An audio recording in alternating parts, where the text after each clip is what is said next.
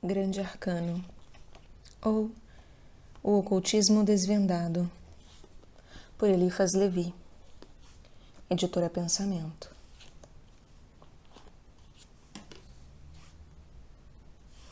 Segunda parte, capítulo 7º. O ponto equilibrante. Todo poder mágico está no ponto central do equilíbrio universal. A sabedoria equilibrante consiste nestes 4 verbos: saber a verdade, querer o bem, amar o belo, fazer o que é justo. Porque a verdade, o bem, o belo e o justo são inseparáveis, de tal forma que aquele que sabe a verdade não pode deixar de querer o bem, amá-lo porque é belo e fazê-lo porque é justo. O ponto central na ordem intelectual e moral é o traço de união entre a ciência e a fé. Na natureza do homem, este ponto central é o meio no qual se unem a alma e o corpo para identificar sua ação. Na ordem física, é a resultante das forças contrárias compensadas umas pelas outras. Compreendei esse traço de união, apoderai-vos deste meio, agi sobre esta resultante. Et erit sicut discientes bonum et malum. O ponto equilibrante da vida e da morte é o grande arcano da imortalidade. O ponto equilibrante do dia e da noite é a grande mola do movimento dos mundos. O ponto equilibrante da ciência e da fé é o grande arcano da filosofia. O ponto equilibrante entre a ordem e a liberdade é o grande arcano da política. O ponto equilibrante do homem e da mulher é o grande arcano do amor.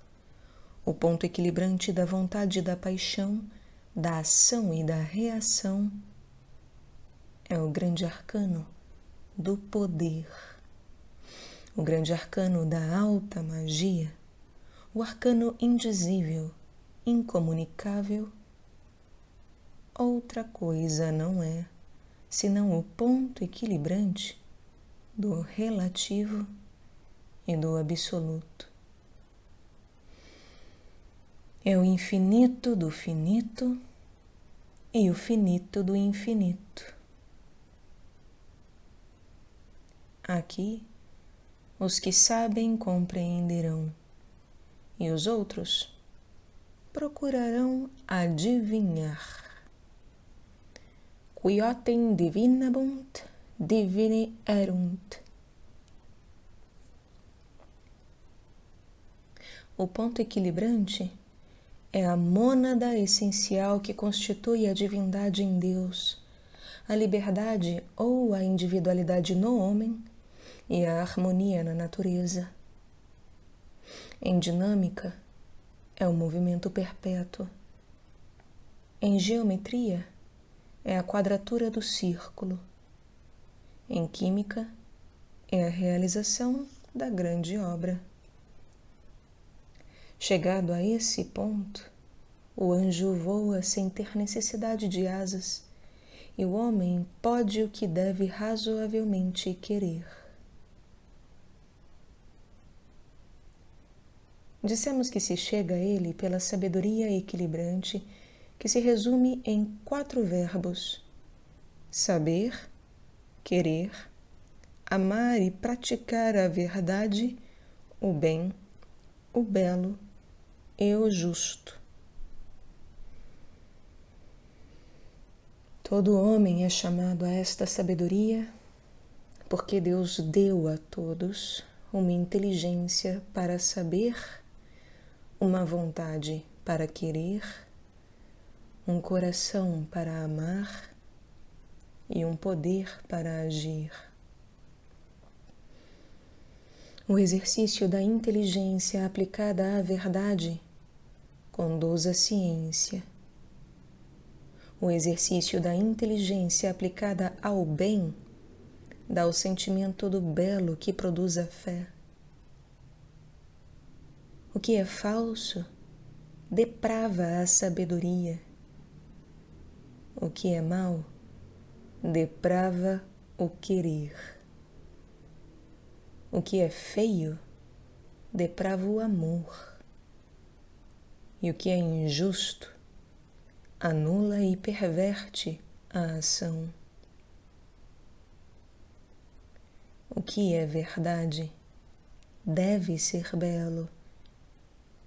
O que é belo deve ser verdade. O que é bom é sempre justo. O mal, o falso, o feio e o injusto são incompatíveis com a verdade. Creio na religião porque é bela e porque ensina o bem. Acho que é justo crer nela e não creio no diabo, porque é feio e nos leva ao mal, ensinando-nos a mentira. Se me falarem de um Deus que desvia a nossa inteligência, abafa a nossa razão e quer torturar, concluo rigorosamente daí que tudo isto é falso, que este ideal é feio, que esta ficção é má, que este atormentador onipotente é soberanamente injusto. E concluo daí, rigorosamente, que tudo isto é falso, que este pretenso Deus é feito à imagem e semelhança do diabo. E não quero crer nele, porque não creio em Satã. Porém, aqui me encontro em aparente contradição comigo mesmo. O que declaro ser injustiças, fealdades e, por conseguinte, falsidades, provém dos ensinos de uma igreja de que faço profissão de admitir os dogmas e respeitar os símbolos. Sim, sem dúvida, isso resulta dos seus ensinos mal compreendidos E é por isso que apelamos da face de sombra para a cabeça de luz, da letra para o espírito, dos teólogos para os concílios, dos comentadores para os textos sagrados. Aliás, prontos a sofrer uma legítima condenação se tivermos dito o que era preciso calar.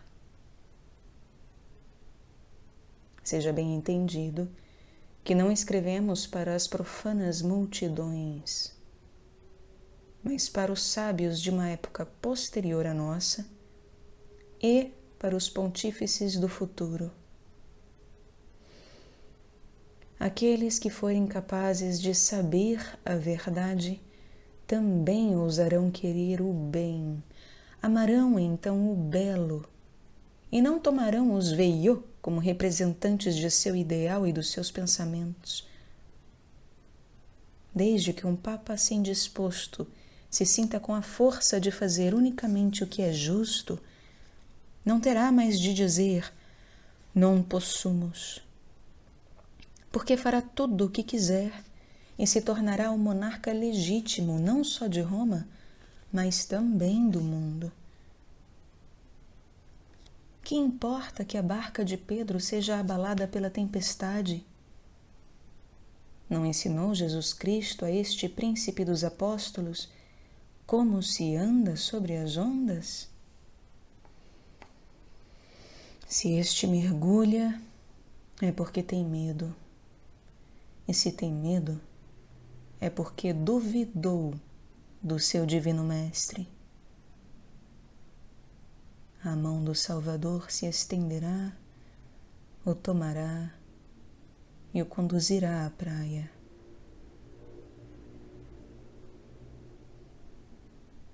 Homem de pouca fé,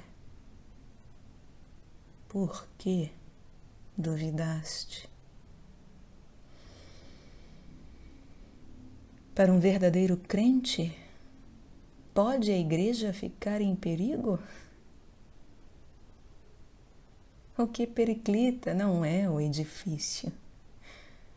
São as construções híbridas com as quais sobrecarregaram a ignorância dos tempos. Um bom padre nos contava um dia que, visitando um convento de carmelitas, lhe mostraram um velho manto que pertencera, diziam, à santa fundadora da ordem. E como se admirasse de achá-lo tão sujo, a religiosa que lhe o mostrava exclamou juntando as mãos: "É a sujidade da nossa Santa Madre." O padre pensou, e nós pensamos com ele, que teria sido mais respeitoso lavar o manto. A sujidade não pode ser uma relíquia. Aliás, era preciso ir mais longe, e daqui a pouco os cristãos, nas suas adorações estercorárias, nada mais teriam a censurar aos fetichistas do grande lama. O que não é belo não é bem. O que não é bem não é justo. E o que não é justo não é verdade. Quando Voltaire, este amigo muito apaixonado da justiça, repetia seu grito de alarme: "Esmagai o infante!", crede vós que queria falar do Evangelho? Ou do seu adorável autor? Pretendia ele atacar a religião de São Vicente de Paula e de Fénelon? Não, sem dúvida. Porém, estava justamente indignado das inépcias, enormes tolices e perseguições ímpias de que as querelas do jansenismo e do molinismo enchiam a igreja de seu tempo. A infame, para ele como para nós, era a impiedade, e a pior de todas as impiedades, a religião desfigurada Por isso, quando fez a sua obra, quando a Revolução proclamou, conforme o Evangelho, e apesar das castas interessadas, a liberdade perante a consciência, a igualdade perante a lei e a fraternidade dos homens, veio Chateaubriand, que mostrou quanto a religião era bela perante o gênio, e o mundo de Voltaire, corrigido pela Revolução, achou-se pronto a reconhecer ainda que a religião era verdadeira. Sim, a bela religião é verdadeira. E a religião feia é falsa. Sim, é verdadeira a religião do Cristo Consolador, do bom pastor que traz nos ombros a ovelha desgarrada, da Virgem Imaculada, enfermeira e redentora dos pecados. É verdadeira a religião que adota os órgãos, que abraça junto a cada falso os condenados, que admite à mesa de Deus o pobre como o rico, o servo junto ao Senhor, o homem de cor junto ao branco. É verdadeira a religião que ordena ao sumo pontífice que seja o servo dos servos de Deus e aos bispos que lavem os pés dos mendigos. Porém, a religião dos vendeiros do santuário, a que força o sucessor de Pedro a matar para comer, a religião amarga e baixa de Veillot, a religião dos inimigos da ciência e do progresso, esta é falsa, porque é feia, porque se opõe ao bem e porque favorece a justiça. E que não nos digam que estas religiões opostas são a mesma. Era o mesmo que dizer que a ferruagem é a mesma coisa que o ferro polido, que as escórias são prata e ouro e que a lepra é a mesma coisa que a carne humana.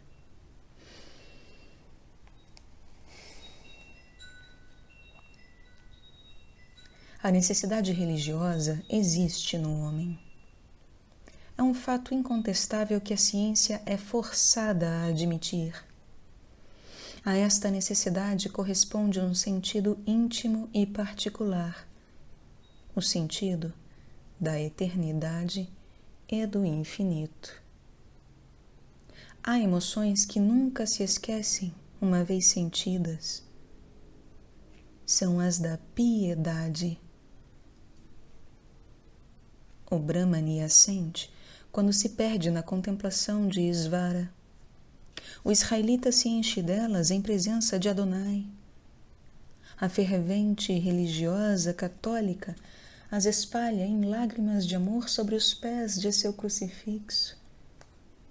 E não ides dizer-lhes que são ilusões e mentiras. Sorririam de piedade e teriam razão. Completamente cheios dos raios do pensamento eterno, eles o veem, e o sentimento que devem ter em presença dos que negam é o dos clarividentes diante do cego que negasse a existência do sol. A fé assim tem, pois, sua evidência, e é esta uma verdade que é indispensável saber.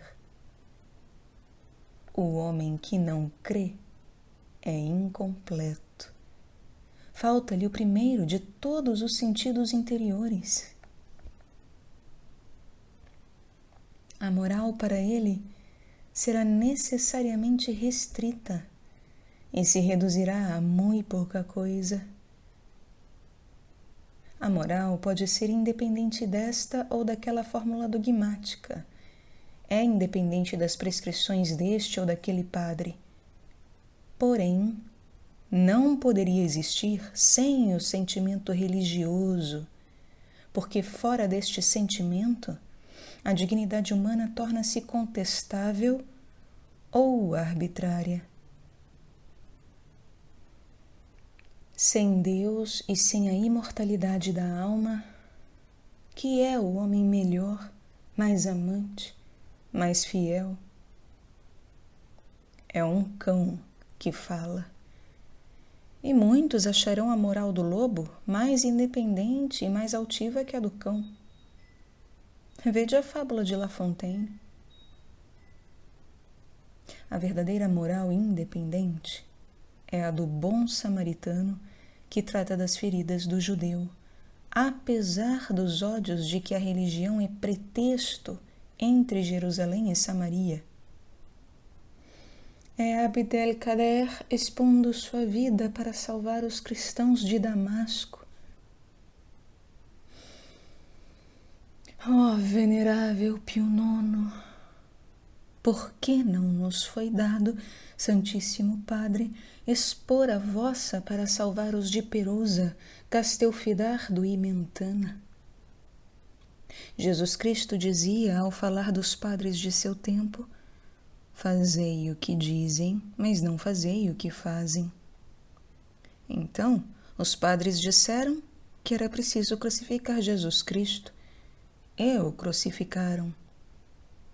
Os padres escandalosos nas suas obras não poderiam, portanto, ser infalíveis nas suas palavras. Aliás, o próprio Jesus não curava os doentes no dia de sábado, com grande escândalo dos fariseus e doutores? A verdadeira moral independente é a que é inspirada pela religião independente. Ora, a religião independente deve ser a dos homens. A outra é feita para as crianças. Não poderíamos ter em religião um modelo mais perfeito que Jesus Cristo. Jesus praticava a religião de Moisés, porém não se escravizava a ela. Dizia que a lei é feita para o homem, e não o homem para a lei. Era rejeitado pela sinagoga e não deixava de frequentar o templo. Opunha em todas as coisas o espírito à letra. Só recomendava aos seus discípulos a caridade. Morreu dando a absolvição a um culpado arrependido e recomendando sua mãe ao seu discípulo bem-amado. E os padres só assistiam à sua última hora para amaldiçoá-lo. O ponto equilibrante em religião é a liberdade de consciência mais absoluta e a obediência voluntária à autoridade que regula o ensino público, a disciplina e o culto. Em política, é o governo despótico da lei, garantindo a liberdade de todos na ordem hierárquica mais perfeita. Em dinâmica, é o meio da balança. Em Kabbalah, é o casamento dos Elohim.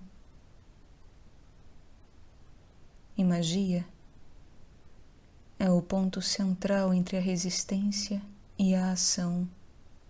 É o emprego simultâneo de Ob e do Od para a criação do Or. Em hermetismo, é a aliança indissolúvel do mercúrio e do enxofre.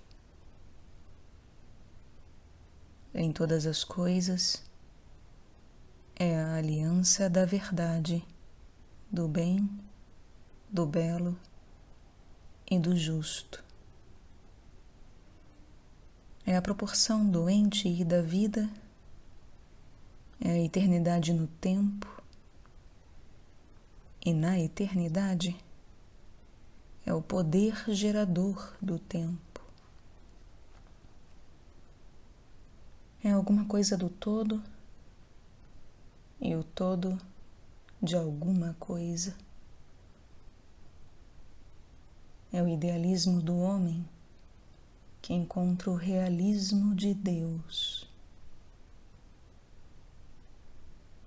É a relação entre o começo e o fim, indicando o ômega do alfa e o alfa do ômega. É, enfim, o que os grandes iniciados designaram sob o nome misterioso de Azot.